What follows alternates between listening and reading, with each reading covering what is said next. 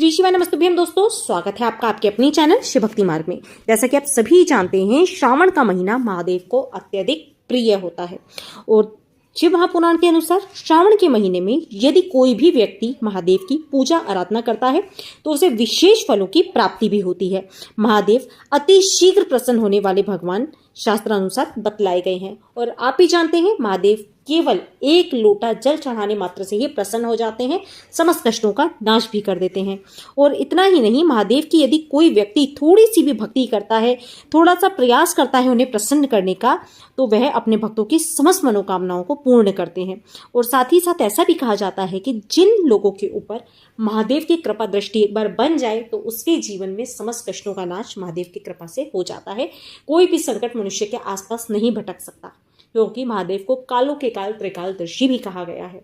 तो केवल थोड़ी सी भक्ति करने मात्र से भी हम महादेव को प्रसन्न कर सकते हैं। तो आज की वीडियो में हम जानेंगे, प्रत्येक व्यक्ति श्रावण के महीने में बेलपत्र शिवलिंग के ऊपर अर्पित करता है, परंतु बेलपत्र के अलावा ऐसे कौन से वृक्षों के पत्ते होते हैं जिन्हें अर्पित करने से महादेव को तुरंत प्रसन्न किया जा सकता है। क्योंकि जिस तरह से महादेव को बेलपत्र अत्यधिक प्रिय है, उसी तरह से कुछ अन्य पत्तियां भी हैं जो कि शिवलिंग के ऊपर यदि चढ़ाई जाएं तो उससे भी जीवन के समस्त कष्टों का नाश होता है।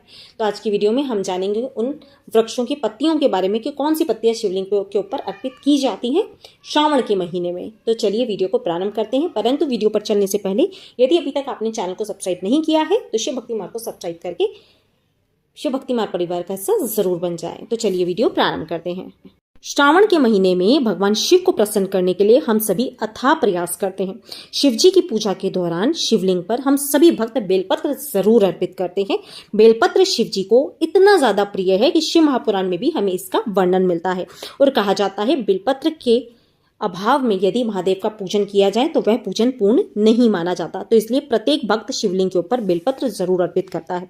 साथ ही साथ हमें शिव महापुराण में भी यह वर्णन मिलता है कि श्रावण के पवित्र महीने में बेलपत्र के अलावा ऐसी कौन सी पत्तियां महादेव को चढ़ाई जाती हैं जिससे कि महादेव सर्वाधिक प्रसन्न होकर आपकी मनचाही मनोकामनाओं को पूर्ण करते हैं। तो आप सभी जानते होंगे, बेलपत्र के बाद में यदि कोई पत्ता भगवान को अत्यधिक प्रिय है तो वह है भांग के पत्ते। अगर शिवलिंग के ऊपर भांग अर्पित की जाए, इससे मन के विकार और बुराइयां दूर होती है। भांग एक प्रकार की औषधि भी मानी गई है। ऐसा माना जाता है कि भगवान शिव ने विषपान किया था, तब विष का उपचार करने के लिए भांग के पत्ते देवताओं ने शिवलिंग के ऊपर अर्पित किए थे, शिव जी को अर्पित किए थे। तो भांग महादेव को सर्वाधिक प्रिय है। यदि आपको भांग के पत्ते नहीं मिलते हैं तो फिर आपको किसी भी पूजन सामग्री की दुकान पे सूखी भांग मिल जाती है, आप वो भी लाकर उसका पेस्ट बना के महादेव को अर्पित कर सकते हैं या सूखी भांग भी शिवलिंग के ऊपर अर्पित कर सकते हैं। इसके अलावा आपको बता दूं, शमी के पत्ते शनि देव को अर्पित किए जाते हैं, परंतु यह पत्ते यदि शिवलिंग पर अर्पित किए जाएं और रोजाना प्रातःकाल जब भी आप पूजन करते हैं गंगा जल के साथ बेलपत्र चढ़ाने के साथ यदि शमी के पत्ते भी अर्पित कर दिए जाएं तो इससे शनिदेव की कृपा दृष्टि तो आपको मिलती ही मिलती है और साथ ही साथ महादेव का आशीर्वाद भी आपको प्राप्त होता है। अन्य जो पत्ता है वह है दूर्वा घास। दूर्वा के महत्व के बारे में शास्त्रों में भी हमें जानने को मिलता है। ऐसा माना जाता है कि दूर्वा घास में अमृत बसा होता है। शिव जी और उनके पुत्र, जैसा कि आप सभी जानते हैं, श्री गणेश जी को दूर्वा अत्यधिक प्रिय होती है। तो भगवान शिव को दूर्वा अर्पित की जाए तो अकाल मृत्यु का भय समाप्त हो जाता है। जैसा कि हम गणेश जी को दूर्वा अर्पित करते हैं, उन्हें बहुत ज्यादा पसंद होती है, उसी तरह से शिवलिंग के ऊपर भी दूर्वा अर्पित की जाती है। कुछ वीडियोस में मुझसे पूछा जा रहा था, दीदी शिवलिंग पे दूर्वा अर्पित करना सही माना गया है या नहीं? तो शिवलिंग के ऊपर भी दूर्वा अर्पित की जा सकती है, उसमें कोई भी गलत राय नहीं है। शास्त्रों में हमें दूर्वा का भी वर्णन मिलता है। केवल माता गौरी को जब आप नवरात्र में पूजा करते हैं, माता को जो दूर्वा होती है वह अर्पित नहीं की जाती। बाकी शिव परिवार में आप शिवलिंग पे दूर्वा अर्पित कर सकते हैं और गणेश जी को दूर्वा अर्पित कर सकते हैं। इसी तरह अन्य पत्तों की जो जानकारी हमें मिलती है शिव महापुराण के अनुसार, वह है धतूरे का फल। आप सभी जानते हैं धतूरा हम शिवलिंग के ऊपर अर्पित करते हैं और धतूरे के फूल भी जो सफेद रंग के होते हैं उन्हें हम शिवलिंग के ऊपर अर्पित करते हैं। और साथ ही साथ जो धतूरा है वह भी औषधि का काम करता है। तो शिव महापुराण में हमें इस बात का उल्लेख मिलता है, देवादिदेव महादेव को धतूरा बहुत ही ज्यादा प्रिय होता है और यदि धतूरे के पत्ते, धतूरा या फिर धतूरे के फूल शिवलिंग के ऊपर अर्पित कर दिए जाएं तो इससे भी मन के बुरे विचार नष्ट हो जाते हैं। और यदि आपके जीवन में कुछ भी नेगेटिविटी चल रही होती है, नकारात्मक विचार चल रहे होते हैं, तो वह भी सकारात्मक विचारों में परिवर्तित हो जाते हैं। इसके अलावा अक्सर देखा गया है हम लोग अपनी किस्मत को लेकर बहुत ज़्यादा परेशान रहते हैं। अगर आप अपने दुर्भाग्य को दूर करना चाहते हैं और सौभाग्य में परिवर्तित करना चाहते हैं, जीवन से समस्त कष्टों को दूर करना चाहते हैं, इसके लिए महादेव के शिवलिंग पर आम के 7 पत्ते जरूर अर्पित करिए श्रावण मास में।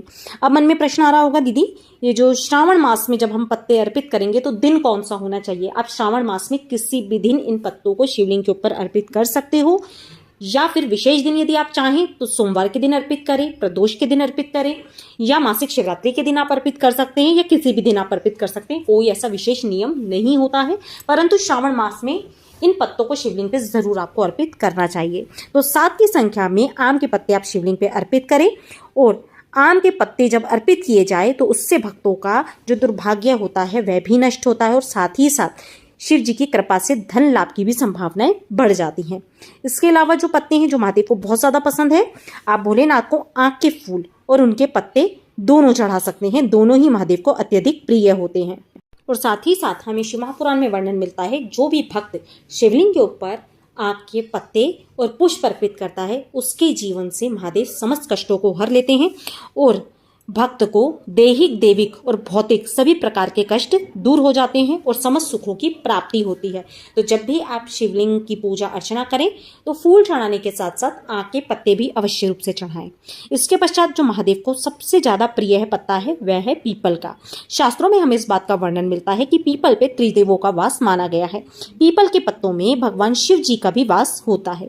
अगर भगवान शिव को पीपल के पत्ते अर्पित कर दिए जाएं तो उनसे जो 9 ग्रह हैं उससे मिलने वाले बुरे प्रभाव खत्म हो जाते हैं। इतना ही नहीं बल्कि घर में सुख समृद्धि का भी आगमन होता है। और पीपल का पत्ता महादेव को इसलिए भी प्रिय होता है क्योंकि पीपल को श्री कृष्ण का स्वरूप भी माना जाता है। और आप सभी जानते हैं महादेव को राम नाम, कृष्ण नाम अत्यधिक प्रिय होता है। तो पीपल के पत्ते के ऊपर यदि आपकी कोई विशेष मनोकामना है, चाहे विवाह की हो सकती है, चाहे आपके जीवन में जो भी कष्ट चल रहे हैं उनसे आप छुटकारा पाना चाहते हैं, तो पीपल के पत्ते के ऊपर लाल चंदन, पीला चंदन या फिर अष्टगंध किसी से भी अपनी मनोकामना लिखकर शिवलिंग के ऊपर आपको अर्पित कर देने चाहिए 7 पत्ते।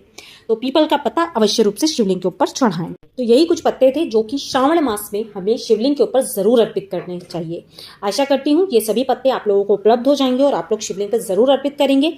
वीडियो अच्छा लगा हो, लाभप्रद लगा हो तो वीडियो को लाइक जरूर करिएगा। और चैनल पर पहली बार आने हैं, मेरी आवाज़ पहली बार सुन रहे हैं तो शिव भक्ति मार्ग को सब्सक्राइब जरूर करिएगा।